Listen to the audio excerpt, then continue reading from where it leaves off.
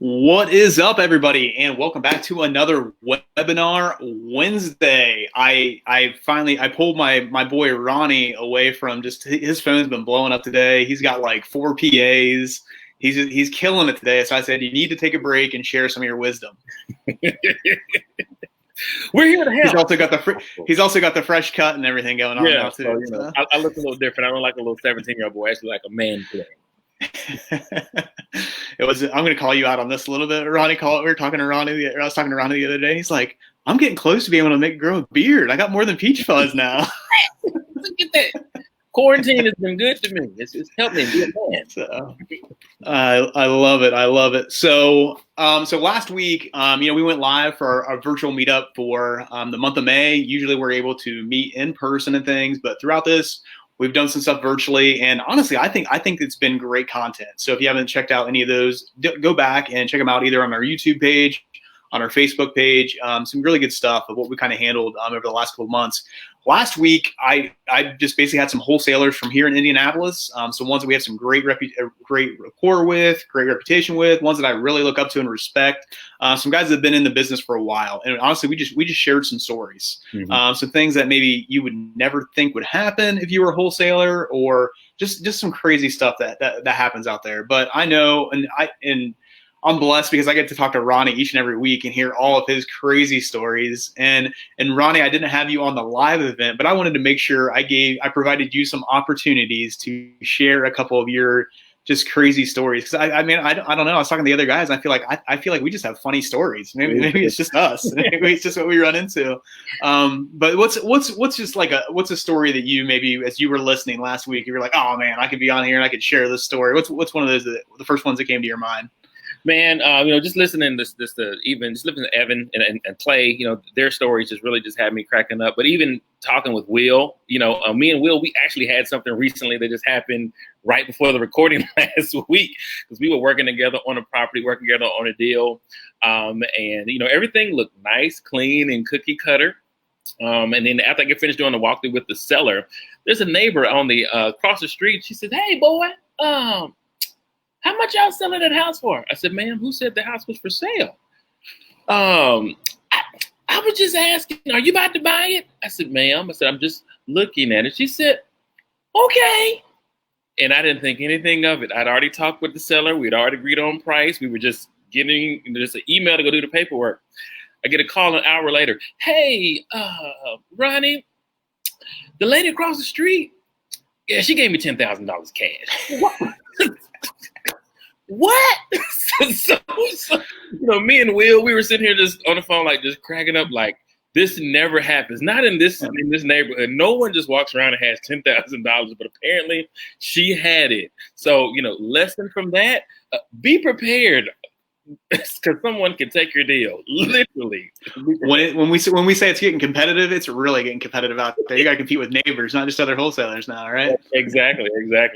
So that's some of the things that have been recently happening too.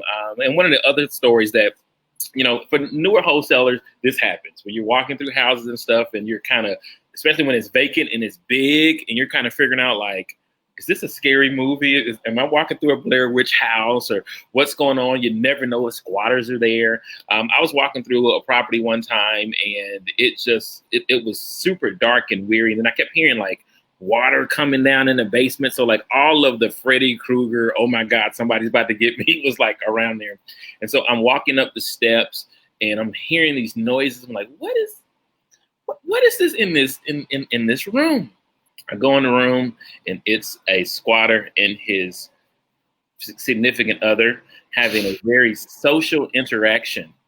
So it's like, oh, wait, you in my house, but wait, like, what? It was just super, super, super weird. And it gets even weirder. Because right after that, we sent one of our helps to go and take a look at the property. There's people coming in and out of the property. We had to call the police. Like it was so, I think like 30 dogs showed up. It was a really big, complex mess. Yeah. That's something that I was not, kind of, I guess coming into it, I wasn't necessarily prepared for, kind of as a wholesaler. When you have a property under contract and you're not used to, kind of having control of that property really, and you can't really do much with it. But there's been some instances where like, hey, you like this property is like being broken into. Like, do you care if we spend our own money to board it up and do something like that? Sometimes you just got to be prepared to do some stuff like that. Anything it takes to, to make sure it's able to be a house to be able to sell. That's sometimes that comes across, and it's kind of crazy of, after we got off last week and my wife and I were taking a walk, but we just really got into like how many stories or how many times like we're watching like walkthrough videos or something that after we've even bought the house and we've cleaned it out and things like that. And our guy Nigel's walking through and taking it. Like there's times where I'm like, oh, Nigel, don't go around that corner. Like it's not, like there's some creepy stuff that goes on. So that's why I'm glad I'm sitting in this seat sometimes versus kind of being out in the thick of it like you guys are all the time and stuff like that. So I sit back and say some prayers every now and then for you guys. Thank you, because we need them.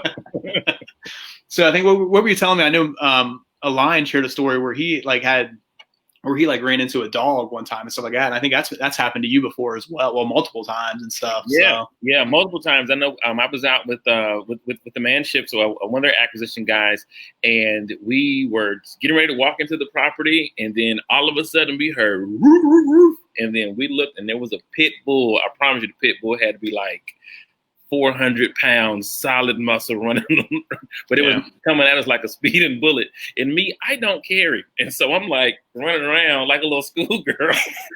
So then Paris is like, he putting his hand on his hip, like I'm about to, looking around like, oh my God. But luckily enough, the tenant was able to gather their pup so that we didn't have to have a fume for the dog right there.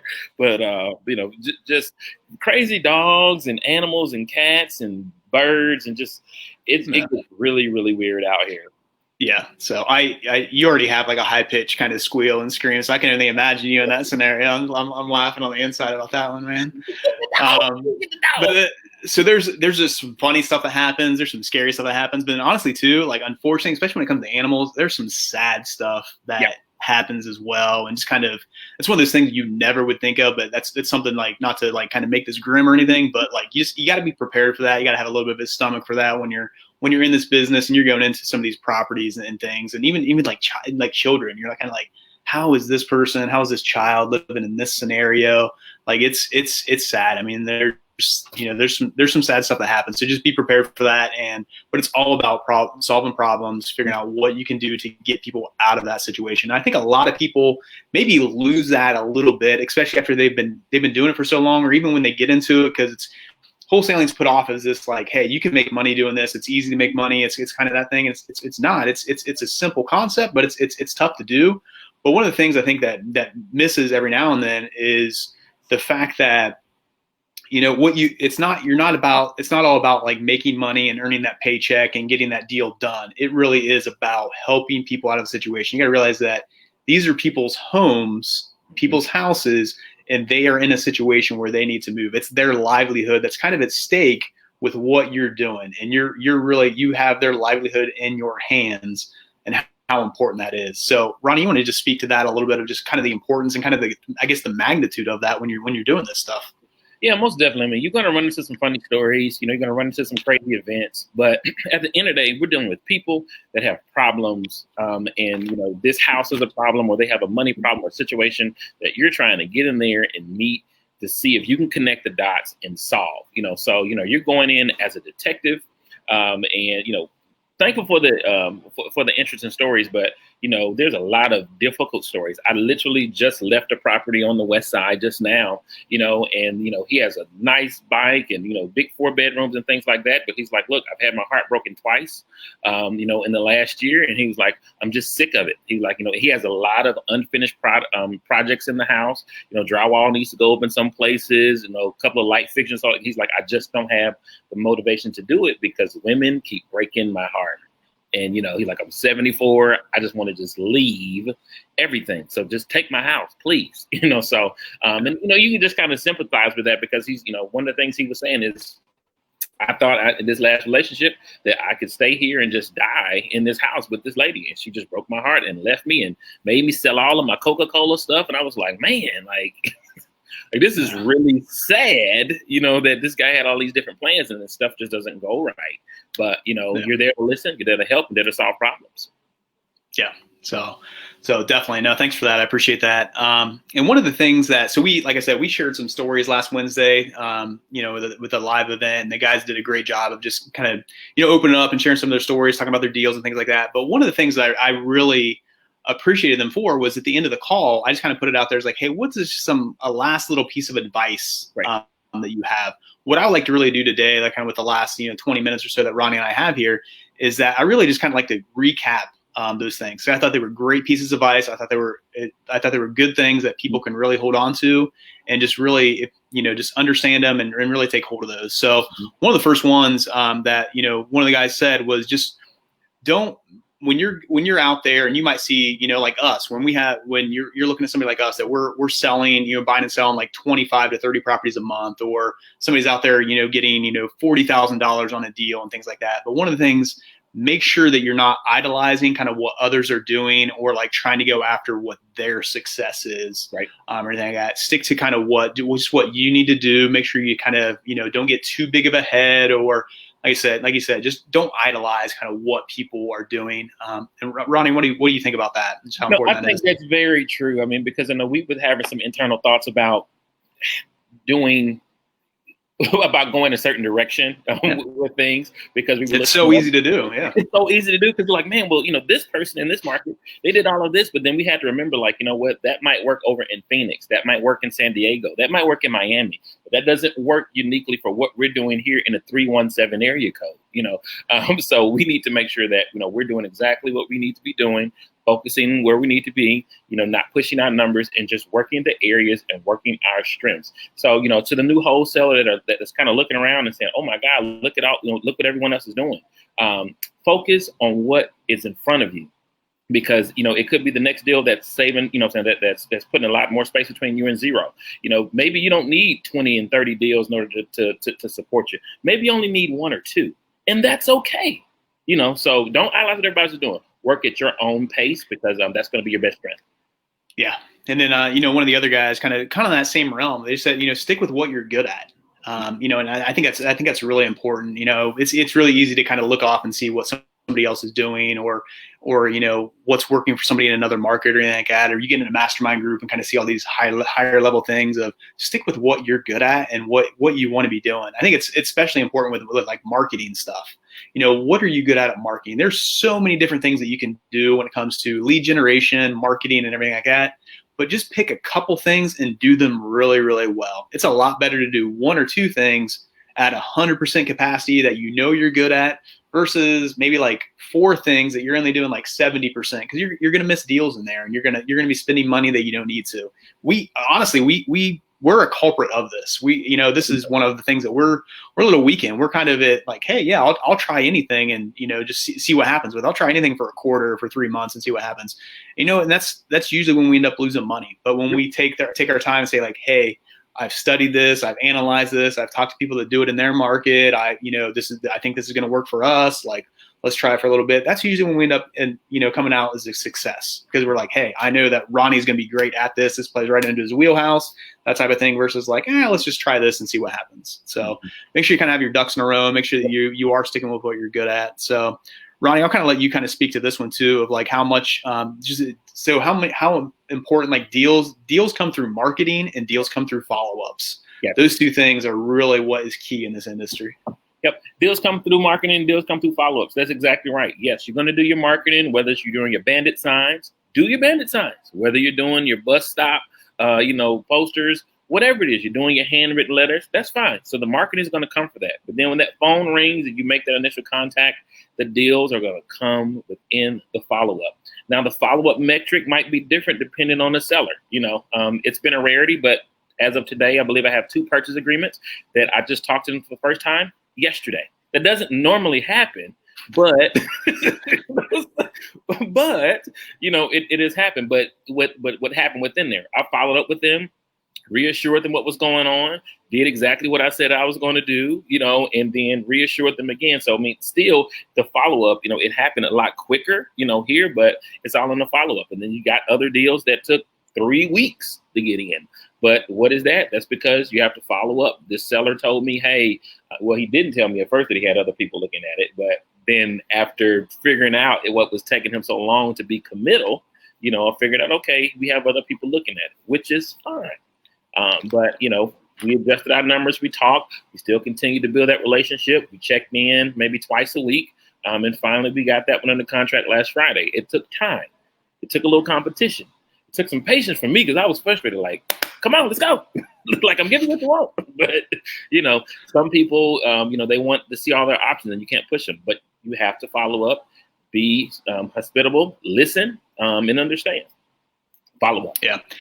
I think that's one of the things that it's really easy to say, and it's an easy concept. Like when you're in this business, like, oh, okay, yeah, follow up. I need to, it's a no today, I'll follow up with them in 3 days and then a week or whatever it is. It's really easy to do that, but to have that system in place and that process in place to be able to do that, that does take some work and that takes some persistence to do it. And a lot of times, what I've really realized too is that a lot of acquisition type people like that highly driven, that type A type personality, they're not good at follow up. So sometimes you need somebody to do that for them. That might be part of the process of like, hey, do I need a VA that even just sends them an email, says, hey, you need to call this person today or whatever it may be. So make sure you have that system in place along with your follow-ups as well. That's really important. Mm-hmm. So kind of along that same lines, one of the guys mentioned just like knowing your numbers. Yes. How important that is. And it's so important. It's one of the things I love as a former math teacher. I love digging into the data. I love knowing the numbers. Ronnie will know usually at each weekly meeting, I come like, hey, I analyze this and this is what I see and things like that. But yeah. So, and I think it's just really important because number one, when it comes, we just talked about how important marketing is and how important follow-up is. It's all about kind of the money that you're putting into it, the time you're putting into it, the resources that you're putting into it. Are you getting that return on investment out of it? So you might be turning, 20 deals a month and just crushing it that way, but are you making any money on those? Are you doing what you need to? Is it really, could you spend less time and more energy and only do 10 deals a month and make just as much money because you're not spending it in other ways? So just knowing those numbers, knowing where you are and what you're doing, I think can go a long way. I mean, we kind of have that conversation all the time. Is it worth doing 30 deals a month for us? Or can we really just hone in, get our blinders on like a racehorse and just focus in on this stuff? And then really, maybe we only need to do 20 to 22 deals a month and make as much money. So it's kind of a thing. Or, maybe you're in the spot of like, hey, maybe I just need to do 1 deal a month and make sure I crush that 1 deal. So it's something, and I know as Ronnie's looking at just a ton of leads, staying focused on that is one of the things that is tricky, and kind of being like, hey, do I focus on all 50 of these leads right now, or what 5 leads do I really need to focus on today? So we just had that talk yesterday in our acquisitions meeting. So no, that's most definitely important. Understanding your capacity, knowing your numbers, and understanding your capacity. Because that'll let you know exactly what you need to be doing and how to best invest your time. Yeah. So something else that one of the guys mentioned, and this is something that I think a lot of wholesalers know they need to do this going in, but it's just a lot easier to just kind of throw out prices and throw out ARVs and throw out like, offer prices and PA prices and things like that. But know how to underwrite a deal. Know how to look at a deal and say, okay, in this area, cash properties your people are usually buying properties for cash right around this price. So I want to make about this much on this deal. I need to offer right here. Here's my sweet spot. Here's where I need to be. But I think a lot of people, they really just get into it, and it just ends up being just a lot easier. Like, well, somebody, my competitors are offering 65. I'll just offer 70 just to get it under contract. And then I'll put it out for 30 or 40 grand more. And then, people see that and that doesn't make sense. It's not a good wholesale deal. And all of a sudden their reputation is kind of like, this guy doesn't know what he's doing. He's just trying to make a quick buck. And people talk about that. People know that kind of stuff. And there's some people are going to do that. It's going to happen, but truly understanding like how to underwrite a deal, how to know what that property is really worth, knowing what it really should be basically sold for, and things like that. I think that's where you're going to make a living out of this. That's where you're going to turn your kind of, hey, I'm a wholesaler into, hey, my business is wholesaling. It's not going to be just a mom and pop or just a one-man show. It's going to be a business. You can operate it like that when you understand how to underwrite a deal. Ronnie, what are some things that maybe just kind of help you? That's one of the things I've really seen you grow within the last like year and a half of knowing kind of what to offer and things. What's just a couple things that it's helped you kind of understand some of that stuff of like, hey, this is really where I need to be, and I can't go over that. Right. Just knowing my history and what I've bought and what areas and what makes sense. So, you're wholesaling in a city, whether you're doing virtually or you actually live there, just kind of keeping track of, your history, even going back in Zillow and looking at, okay, well, what's sold, within the 46222 area code, checking to see what's going on there. When you really study an area, study what's going on across the street, between the train tracks. There was a house we were looking at yesterday. The train track, the comps make sense, but then you look at the train tracks, everything south of the train tracks was horrible. And this house was right on the south side of that train track, and it was horrible. And I was like, you know what? We can't do that, but just being really knowledgeable about the area, it's the lifeblood of the business, and that's going on there. Yeah, it's really kind of comes back to of like, I'm a former basketball player, and I kind of look at like, when I'm out there practicing, when I'm taking my shots, when I'm working on my free throws, when I'm taking my threes, when I'm working on my dribbling, any of those things, when I'm put in a game situation, I'm not worried about it. I'm not stressed about it because I've been through it before. I've put myself through the ringer. I've practiced it. I've done that stuff. It's the same thing when it comes to deals and working in certain things. The more preparation you put in on the front end, the more it's going to pay off on the back end. And the underwriting is a big part of that, of like, understanding it's a great time to kind of work with somebody that has experience, a mentor type thing that can help you with that. And then it's something that we're always working on. You always need to be adjusting your numbers. You always need to be working on that of honing that skill in. So, but it's just very important. One of the last things that I'll kind of throw out there, and this is something that I kind of ended the call with last week, of just how honestly in this business, you do not have to be the smartest person in the room for this business. I kind of told this story of we were at a mastermind. I think it was about a year ago, and we're sitting there, and this, in our mastermind, we pay $25,000 a year for it. It's pretty high level.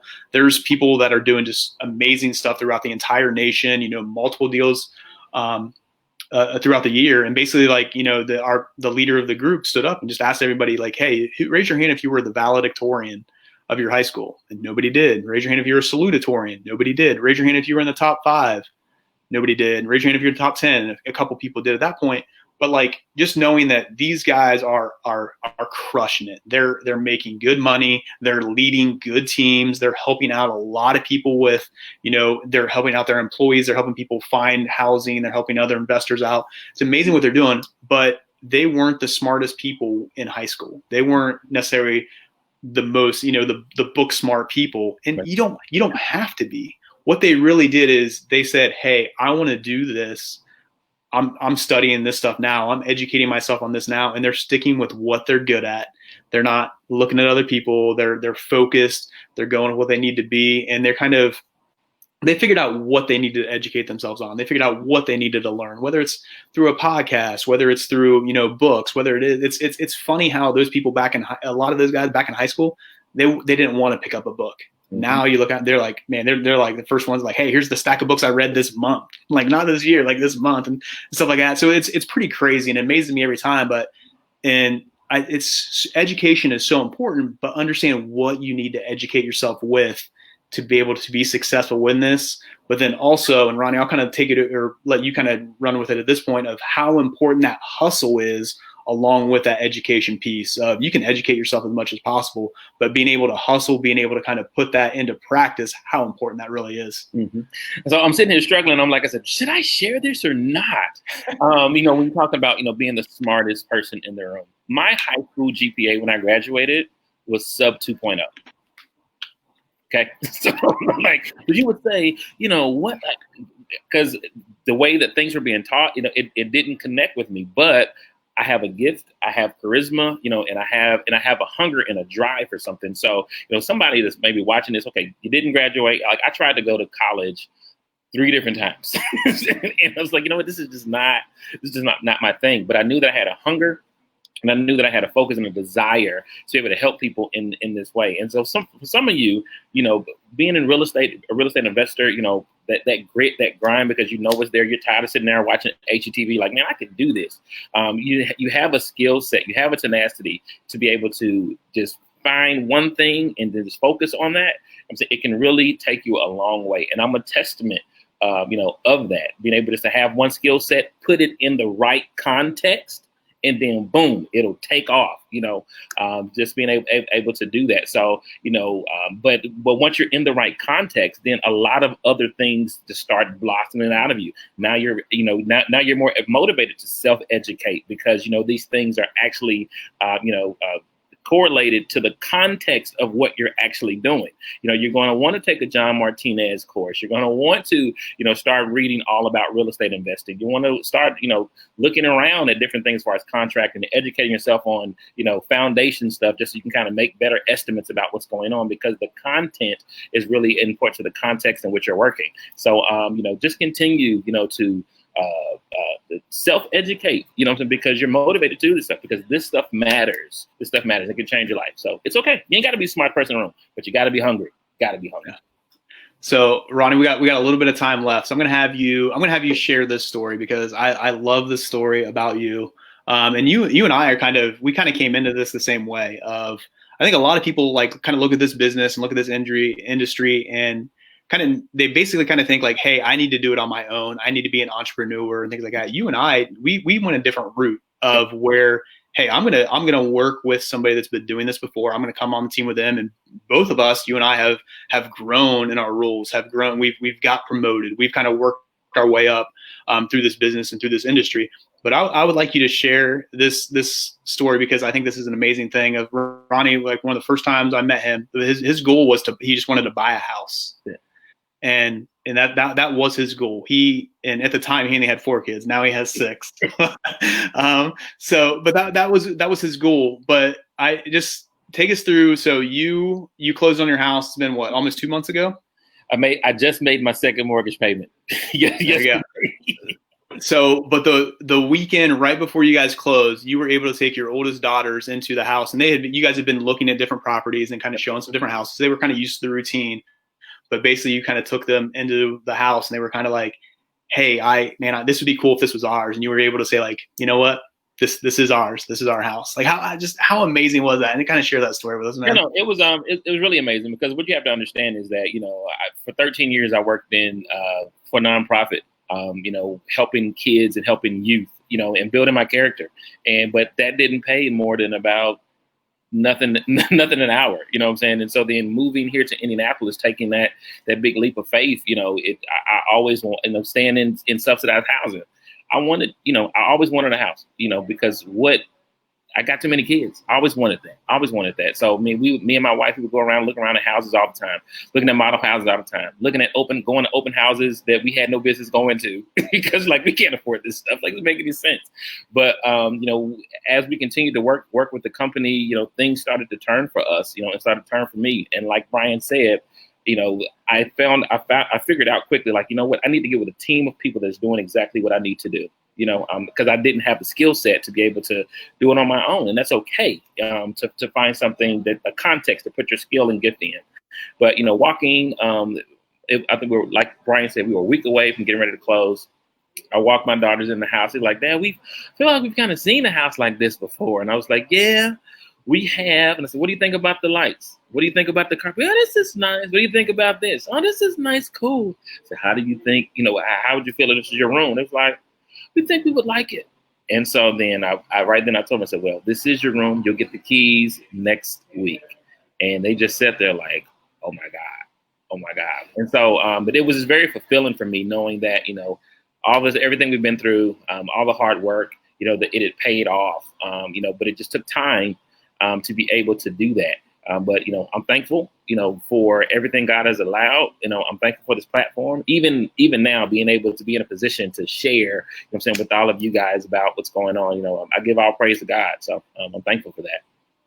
So no, awesome stuff. Well, I love that story. And just that's such an amazing just moment and things like that. So so cool. But this is what is able to happen through real estate, doing things the right way and things like that. So like Ronnie and I, we're both in that situation where we didn't go out there and try to do it on our own. We became a part of a team, and honestly, we're at the point where we could probably go out on our own and do fine and do well with it and stuff like that. But we've kind of made the choice to do this. So whether you're kind of an entrepreneur out there, busting it on your own, that's awesome, and that's a great thing too. But if you're interested in this and you just want to learn about it, like don't hesitate and like just join in the team and learn about that way as well. So I think it's good stuff. But all right, Mr. Ronnie, we are out of time and stuff. You got any last quick little story for us, or any words of wisdom as we jump off of here?